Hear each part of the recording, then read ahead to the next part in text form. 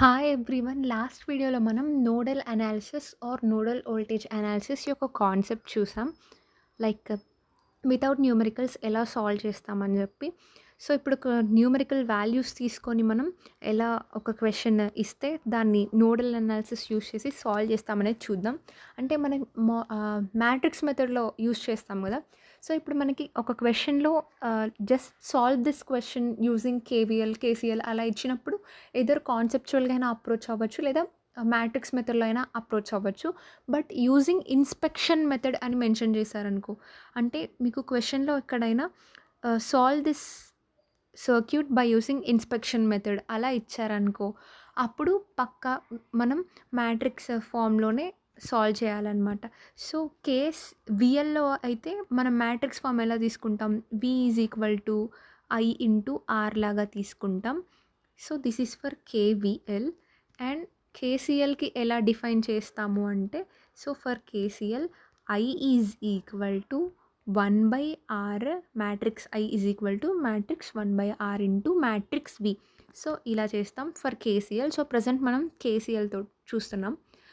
ఇక్కడ క్వెషన్ ఏంటంటే, you have to determine current through this 2 ohm and power dissipated by this 4 ohm. So మనకి current through this 2 ohm resistor and power through this 4 ohm resistor కావాలి. So first step ఏంటి, మనకి ఇలా nodal analysis use చేయాలి అంటే it should not contain a voltage source. If there is any voltage source involved then it should be tuned into current source. అంటే ఆ voltage సోర్స్ని మనం current సోర్స్లోకి convert చేయాలి. అది ఎలాగా అనేది ఆల్రెడీ మనం లాస్ట్ వీడియోలో చూసాం. సో ఇక్కడ మనకి వోల్టేజ్ తెలుసు, రెసిస్టెన్స్ తెలుసు. Since we know that V is equal to IR, we get I is equal to V/R. So 5/5 అంటే 1 ఆంపియర్. ఇంకా ఇక్కడ 5 ఓమ్ రెసిస్టర్ సిరీస్లో ఉన్నది, ఇక్కడ 5 ఓమ్ రెసిస్టర్ ప్యారలల్లో కనెక్ట్ చేస్తాం అంతే.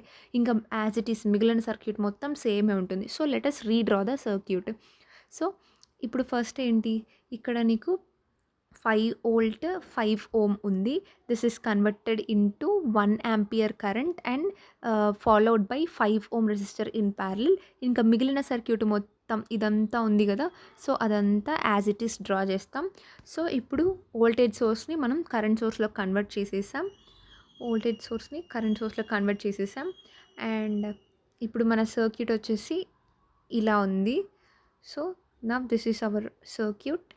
నెక్స్ట్ సెకండ్ స్టెప్ ఏంటి, you have to assume voltages. So let us assume, first nodes assume చేసుకోవాలి. So first step is to assume nodes. So as we assume nodes, ఇక్కడ node 1 అని assume చేసుకుందాం, ఇది node 2, ఇది node 3 అనుకుందాం. And at each node you have to assume voltage. Let us suppose voltage at node 1 as V1, at node 2 as V2 and at node 3 as V3. Okay, these were your voltages. Now you have to write nodal equation using this inspection method. అదే I is equal to ఇదేంటి నీకు 1/r, ఇదేంటి మనకి matrix V. So ఇక్కడ I1 ఇది I1, ఇది I2, ఇది I3. ఈ I1, I2, I3 వాల్యూస్ ఎలా వస్తాయి, ఇక్కడ ఆల్రెడీ వాళ్ళు మనకి కరెంట్స్ మెన్షన్ చేశారు. ఆ కరెంట్స్లో ఎంటరింగ్ అయితే పాజిటివ్, ఎంటరింగ్ ద జంక్షన్ అయితే పాజిటివ్, లీవింగ్ ద జంక్షన్ అయితే నెగిటివ్ కన్సిడర్ చేస్తాం. Entering the junction as positive and leaving the junction as negative. So ఇప్పుడు నీకు I1 కావాలి అంటే ఫస్ట్ నోడ్ దగ్గర ఎంటరింగ్ కరెంట్ ఏముంది, లీవింగ్ కరెంట్ ఏముంది. సో ఇది ఫస్ట్ నోడ్ అని అజ్యూమ్ చేసుకుంటే current entering 1 ampere, current leaving 4 ampere. So entering minus leaving 1 minus 4 which is -3. So I1 value -3. చూడు, I1 వాల్యూ -3. ఇప్పుడు I2 వాల్యూ అంటే at node 2 current entering, current leaving. So at node 2 వాళ్ళు ఏమిచ్చారు, 2 ampere current. So ఇక్కడ మనకి 2 ampere current ఉంది. So node 2 దగ్గర 2 ampere current is leaving the junction. Current which is leaving the junction is taken to be negative. So -2. Okay, ఇప్పుడు node 3 దగ్గర at node 3, this is your node 3. At node 3 మళ్ళీ current entering ఏమున్నాయి, leaving ఏమున్నాయి చూసుకుందాం. So here your current entering which is 4 ampere and here it is your current is entering that is 3 ampere. ఇటు node 3 అనుకుంటే ఇటు 4 ampere current, ఇటు 3 ampere current రెండు enter అవుతున్నాయి. So 4 + 3 which is nothing but 7.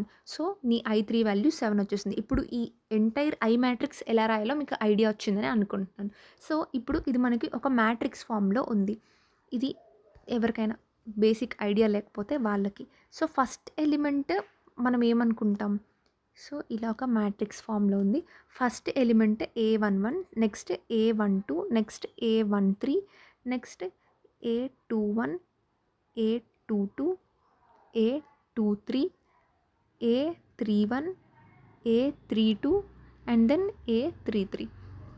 A11 అంటే first నోడ్‌లో ఉన్న elements. First నోడ్‌కి కామన్‌గా ఉన్న రెసిస్టర్స్. ఫస్ట్ నోడ్‌కి కామన్‌గా ఏమేమి రెసిస్టర్స్ ఉన్నాయి?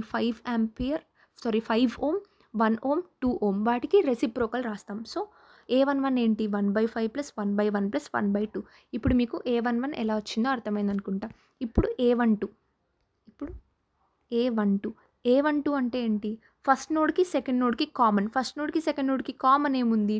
2 ఓమ్ రెసిస్టర్. సో ఎక్సెప్ట్ ఈ A11, A22, A33 మిగిలినటివన్నీ నెగెటివ్ సైన్‌తో తీసుకుంటాం. సో -1/2. ఫస్ట్ నోడ్‌కి, థర్డ్ నోడ్‌కి కామన్‌గా ఏమైనా ఉందా? లేదు. So 3.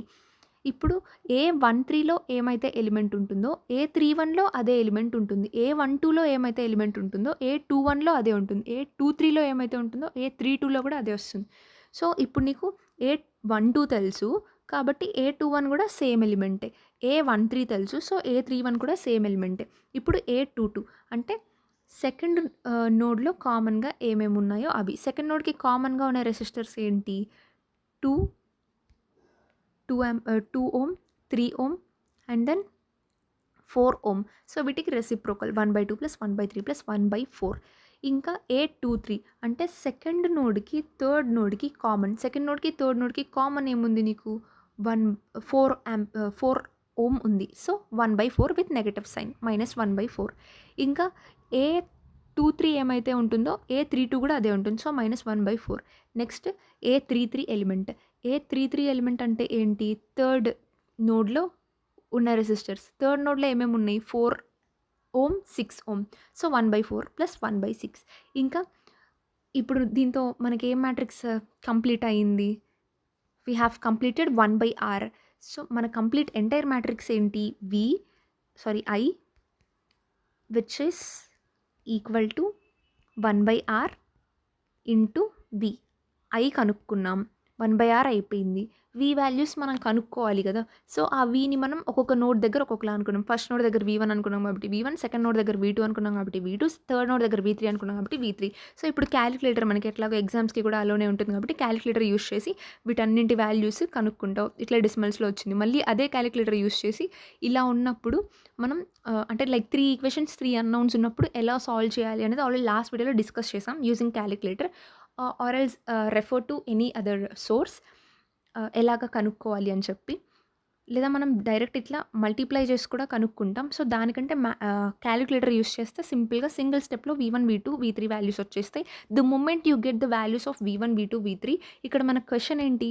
We have to find current through 2 ampere. So 2 ampere వద్ద కరెంట్ నీకు వోల్టేజ్ ఎంతుందో తెలుసు.